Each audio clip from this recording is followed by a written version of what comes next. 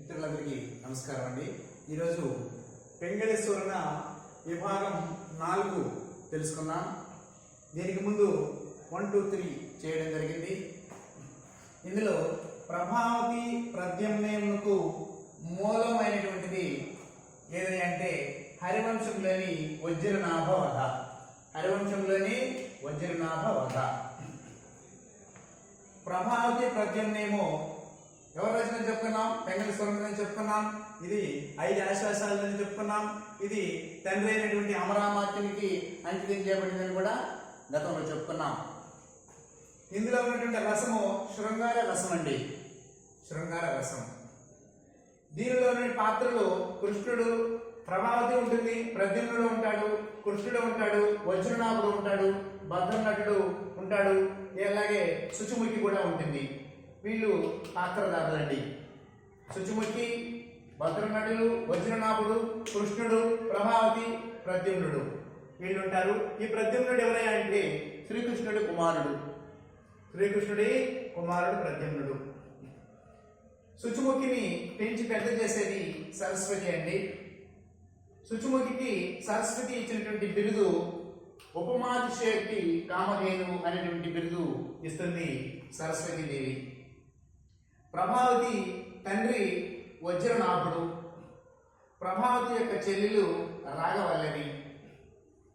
సంస్కృత హరివంశంలో ప్రభావతి ప్రద్యుమ్నులకు ప్రణయ వృత్తాంతం నడిపింది ఎవరు అంటే భద్రనటులు.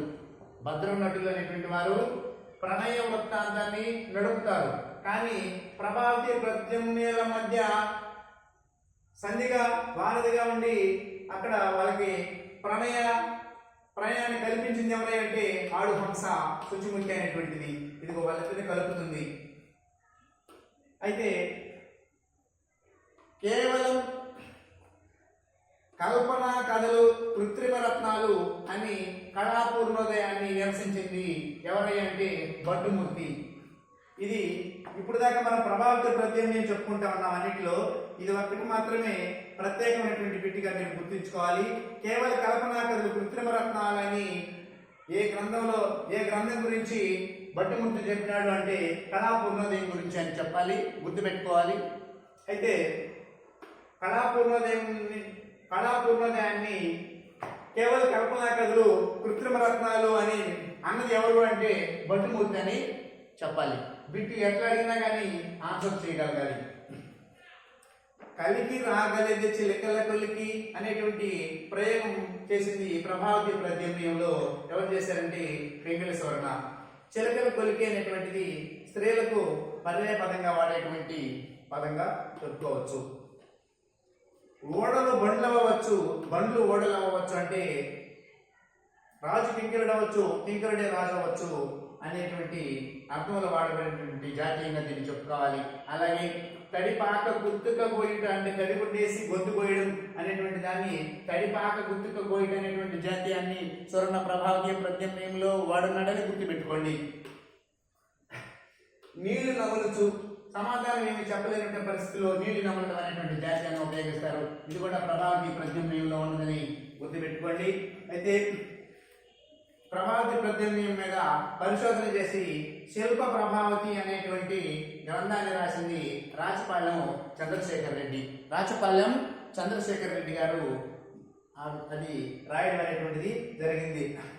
దీన్ని ఎలా కొండగుర్తే గుర్తుపెట్టుకోవచ్చు అంటే ప్రభావం ఉందా? ప్రభావం ఉంది. ఇక్కడే ఉంది చంద్ర ఉంది. చంద్రశేఖర్లో చంద్ర ఉన్నది కాబట్టి చంద్రప్రభ వాహనం ఉంటుంది కదా, అలాగా చంద్రప్రభ అని గుర్తుపెట్టుకోండి. చంద్రుడు, ప్రభ, చంద్రప్రభ. అయితే సంక్షిప్తంగా ప్రద్యుమ్నుడు అనేటువంటి వాడు శ్రీకృష్ణుని యొక్క కొడుకు. ప్రభావతి అనేటువంటి ఆమె వజ్రనాభుడి యొక్క కుమార్తె. ప్రభావతిని ప్రద్యుమ్నుడు ప్రేమిస్తాడు. అంటే అతను ఒక రాక్షసరాజు వజ్రనాభుడు అనేటువంటి వాడు. తను వాళ్ళ ఇంటికి వెళ్ళిపోతాడు. ప్రేమించి తన నగరంలోకి, తన రాణివాసంలోకి వెళ్ళిపోతాడు ప్రద్యుమ్నుడు. అది గమనించినటువంటి వజ్రనాభుడు తన మీదకి దండెత్తుతాడు. వజ్రనాభుడిని సంహరించేస్తాడు ఎవరు? ప్రద్యుమ్నుడు. ఆ తర్వాత వీళ్ళ ప్రణయం అనేటువంటిది కొనసాగుతూ ఉంటుంది. ఇదే సంక్షిప్తమైనటువంటి ఇందులో ఉన్నటువంటి కథ. మన ఛానల్ని సబ్స్క్రైబ్ చేసుకోండి, అందరికీ షేర్ చేయండి, మంచి మంచి వీడియోలు పొందండి. ధన్యవాదాలు.